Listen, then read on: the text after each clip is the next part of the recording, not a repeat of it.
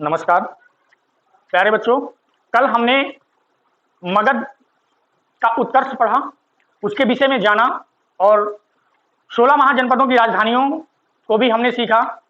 उसी क्रम में आज हम मगध की जितने भी राजवंश हैं उनमें से एक महत्वपूर्ण राजवंश है मौर्य वंश।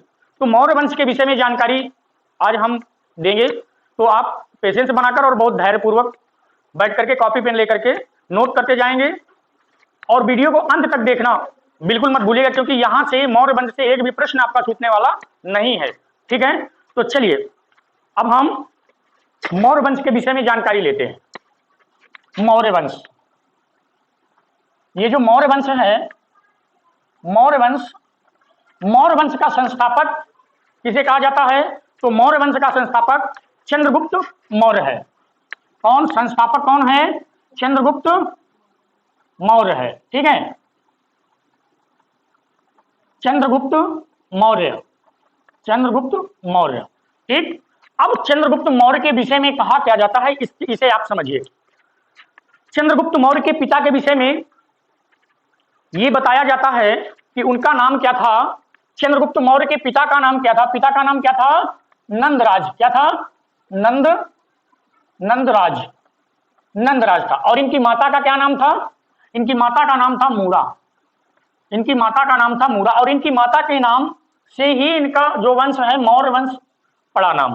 ठीक, और चंद्रगुप्त मौर्य के जो गुरु थे, तो चंद्रगुप्त मौर्य के जो राजनीतिक गुरु थे वो कौन थे? चाणक्य। कौन थे? चाणक्य। ठीक, इन्हीं का दूसरा नाम विष्णुगुप्त है। ठीक, अब चंद्रगुप्त मौर्य के विषय में बहुत सारी विस्तृत जानकारी है हमारे पास। पेशेंस बना करके वीडियो को शांति के साथ आप देखिएगा और नोट करते जाइएगा। ठीक, तो चंद्रगुप्त मौर्य का कार्यकाल देख लेते हैं। चंद्रगुप्त मौर्य का कार्यकाल 322 ईसा पूर्व से 298 ईसा पूर्व 322 ईसा पूर्व से 298 ईसा पूर्व तक रहा। ठीक, चंद्रगुप्त मौर्य को भारत का मुक्तिदाता कहा जाता है। चंद्रगुप्त मौर्य को क्या कहा जाता है? भारत का मुक्तिदाता। मुक्तिदाता कहा जाता है। भारत का मुक्तिदाता कहा जाता है। ठीक, और चंद्रगुप्त मौर्य के विषय में और सारी जानकारियां देखिए। इसकी जानकारी चंद्रगुप्त मौर्य का सर्वप्रथम किस अभिलेख पर नाम आया? तो चंद्रगुप्त मौर्य का सर्वप्रथम किस अभिलेख पर नाम आया? रुद्रदामन के जूनागढ़ अभिलेख। जूनागढ़ अभिलेख। किसमें? जूनागढ़ अभिलेख में किसका नाम आया? चंद्रगुप्त मौर्य का सर्वप्रथम। किसमें? जूनागढ़ अभिलेख। अब जूनागढ़ अभिलेख है किसका? तो ये जूनागढ़ अभिलेख जो है ये किसका है? ये रुद्रदामन का है। किसका? रुद्रदामन का है। कौन? जूनागढ़ अभिलेख रुद्रदामन का है। जूनागढ़ अभिलेख से मौर्य वंश की जानकारी मिलती है। ठीक, यूनानी लेखक जस्टिस ने इन्हें सेंड्रोकोस्ट कहा। ठीक, अब आगे देखते हैं। अब इसके बाद चंद्रगुप्त मौर्य गद्दी पर बैठ गए। इतनी बहुत सारी विशेषताएं हमने आपको चंद्रगुप्त मौर्य के विषय में बताई। अब इसके बाद चंद्रगुप्त मौर्य के ऊपर आक्रमण होने जा रहा है, उस आक्रमण के विषय में हम जानकारी लेंगे। ठीक, अब आक्रमण कौन कौन सा है इसे आप नोट कर लीजिए या फिर स्क्रीनशॉट ले लीजिए। ठीक, तो स्क्रीनशॉट ले लीजिएगा। अब चंद्रगुप्त मौर्य, ठीक, और इसके प्रशासन के विषय में बहुत ही महत्वपूर्ण जानकारी देने जा रहे हैं। ठीक, तो सेल्यूकस निकेटर आया किसके? चंद्रगुप्त मौर्य। भाई पहले हुआ क्या था? पहले डायरेक्टली हुआ क्या? सिकंदर आया भारत। कब? जब धनानंद का शासन था तब कौन आया? सिकंदर आया। अब सिकंदर जब आया तो उस समय नदी उफान पर थी और सिकंदर पोरस से तो युद्ध हुआ, राजा पोरस को हराया। ठीक, किंतु मगध पर आक्रमण नहीं कर सका। क्यों? क्योंकि नदी थी और नदी के साथ साथ वहां कुछ चाणक्य को जानकारी मिलने के बाद चाणक्य ने बहुत सारी अफवाहें फैला दी। किस लिए? इसलिए कि ये विदेशी शासक हमारे मगध पर अधिकार ना कर पावे। ठीक, तो ये वापस चला गया सिकंदर। और ये क्या है? ये सेल्यूकस निकेटर, ये रास्ते में सिकंदर की मृत्यु हो जाती है और सेल्यूकस निकेटर क्या करता है? बाद में अपनी सेना लेकर के आ जाता है तब तक इधर सत्ता का परिवर्तन हो जाता है, यानी कि घानानंद की हत्या हो जाती है और चंद्रगुप्त मौर्य गद्दी पर बैठ जाता है। अब चंद्रगुप्त मौर्य राजा बन गया। अब उधर से सेल्यूकस निकेटर आता है, दोनों के बीच बहुत ही भयंकर युद्ध होता है। सेल्यूकस निकेटर और चंद्रगुप्त मौर्य दोनों के बीच बहुत ही भयंकर युद्ध होता है। अब उस युद्ध में होता क्या है कि चंद्रगुप्त मौर्य विजयी होने लगता है। तब जाकर के सेल्यूकस निकेटर ने सोचा कि अरे ये चंद्रगुप्त मौर्य की सेना हावी हो रही है, तो ऐसा करें कि अपनी लड़की को आगे कर देते हैं। चंद्रगुप्त मौर्य के सामने क्या कर दिया सेल्यूकस निकेटर ने? अपनी लड़की को आगे कर दिया। लड़की का क्या नाम था? हेलेना। क्या नाम था? हेलेना। लड़की का नाम था। सेल्यूकस निकेटर की लड़की का क्या नाम था? हेलेना, है ना। अब हेलेना को आगे कर दिया कि चलो हेलेना हमारी ढाल बन जाओ, क्योंकि लड़की के सामने सब कोई कमजोर पड़ जाते हैं, है ना। तो अब चंद्रगुप्त मौर्य ने देखा, अब चंद्रगुप्त मौर्य क्या हो गया? मोहित हो गया उस पर, है ना। मोहित हो गया तो चंद्रगुप्त मौर्य का विवाह हो गया किससे? हेलेना से, है ना। सेल्यूकस निकेटर की पुत्री थी कौन? हेलेना। और हेलेना का विवाह किससे हो गया? चंद्रगुप्त मौर्य से। लड़ाई झगड़ा सब बंद हो गया, है ना। भाई होता यही है, वो बढ़िया बाल बाल बना के पहुंच गई, क्योंकि साथ में थी वो सेल्यूकस निकेटर के।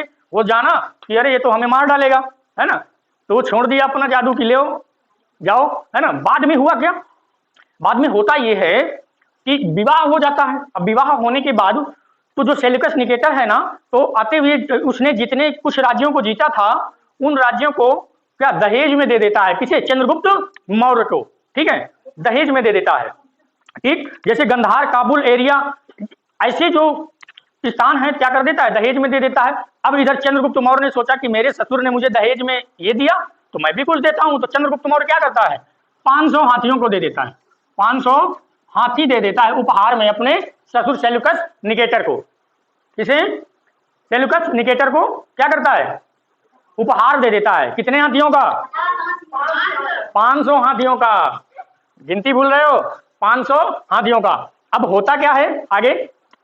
उपहार दे दिया, फिर भी सेल्यूकस निकेटर कैसा व्यक्ति है? वो विश्वास नहीं कर पा रहा है। ध्यान में रखना, चला तो गया लेकिन विश्वास नहीं कर पा रहा। सोचा भाई, क्या सोचा? सोचा कि मेरी पुत्री हेलेना चंद्रगुप्त मौर्य, अब उसको दुश्मन समझ रहा था, युद्ध हुआ था, सोचा कि शायद मुझसे बदला लेने की उद्देश्य से मेरी पुत्री के साथ दुर्व्यवहार ना करता हो। कौन? चंद्रगुप्त मौर्य के विषय में कौन सोचा? सेल्यूकस निकेटर, ठीक है ना। तो सेल्यूकस निकेटर ने क्या किया? अपना राजदूत बनाया। किसको? मेगस्थनीज को। किसे? ठीक है, मेगस्थनीज को अपना राजदूत बनाकर। कौन? Seleucus Nicator. ध्यान में रखना, बार बार बोल रहा हूं मैं, इसलिए बार बार बोल रहा हूं ताकि आपको समझ में आ जाए, ठीक है। अगर वीडियो अच्छा लगे तो लाइक जरूर करिएगा, ठीक। चलिए, तो मेगस्थनीज को भेज दिया किसके? चंद्रगुप्त मौर्य के दरबार में। किसके दरबार में? चंद्रगुप्त मौर्य के दरबार में। क्यों भेजा? क्योंकि सोचा कि ये जाएगा तो कुछ निगरानी रखेगा मेरी पुत्री का, है ना। तो मेगस्थनीज आ गया किसके? चंद्रगुप्त मौर्य के दरबार में। अब मेगस्थनीज को भेजा किसने? कहा सेल्यूकस निकेटर ने। किसका राजदूत बन के आया था? सेल्यूकस निकेटर का। ध्यान में रखना, ठीक। अब देखिए, अब ये मेगस्थनीज पहुंच गया। अब मेगस्थनीज ने क्या किया? एक पुस्तक की रचना कर डाली। कौन सी पुस्तक? हाँ, इंडिका। कौन सी? इंडिका नामक पुस्तक की रचना कर डाली। किसने? मेगस्थनीज ने। समझ में आया? मेगस्थनीज ने कौन सी पुस्तक लिखी? इंडिका नामक पुस्तक की रचना की। भाई खाली बैठा है व्यक्ति क्या करेगा? खाली बैठे बैठे व्यक्ति करेगा क्या? कुछ ना कुछ तो लिखेगा ना, है ना। तो उसने क्या लिख डाला? इंडिका नामक पुस्तक की रचना कर डाली। इतना तक तो समझ में आ गया आप लोगों के ना। चलिए, तो इसे हम इरेज करते हैं, या तो फिर आप स्क्रीनशॉट ले लीजिएगा, आगे चलते हैं। और आप लोग भी नोट करते चलिए, समझते चलिएगा, ध्यान में रखना। हाँ, आप लोग भी समझते चलिएगा, ठीक। ऐसा नहीं है कि हम यहाँ वीडियो में देख रहे हैं तो आप लोग कंफ्यूज हो जाओ और आप लोग नोट ना करो, समझते चलना, बिल्कुल, ठीक। चलिए, अब इसके बाद होता क्या है कि इसका साम्राज्य बहुत विस्तार हो गया। चंद्रगुप्त मौर्य का जो साम्राज्य था बहुत विस्तार हो गया। कैसे? देखो, हम नक्शे में आपको थोड़ा सा दिखाने की कोशिश करेंगे, ठीक। नक्शे में थोड़ा सा दिखाने की कोशिश करेंगे। ये जो नक्शा है हमारा, ये नक्शा है ना, तो ये नक्शा अभी प्रेजेंट भारत का है ना, लेकिन ये यहां से लेकर के ये जो नक्शा ये ऐसे आता है, ये पूरा यहां से ईरान से लेकर के ऐसे ये पूरा जो है क्या कर लिया? पूरे में अधिकार हो गया। किसका? चंद्रगुप्त मौर्य का। देखिए, 25 वर्ष की 25 वर्ष की अवस्था में 25 वर्ष की अवस्था में चंद्रगुप्त ने क्या किया था? 6 लाख, कितनी? 6 लाख की सेना लेकर पूरे भारत को एक सूत्र में बांधने का प्रयास किया था। 6 लाख की सेना लेकर पूरे भारत को एक सूत्र में बांधने का प्रयास किया था। ठीक, तो बहुत ही प्रतापी राजा। अब देखिए यहां से पूरा हम बता रहे हैं ना, यहां देखिए गुजरात भी पड़ जाता है ना।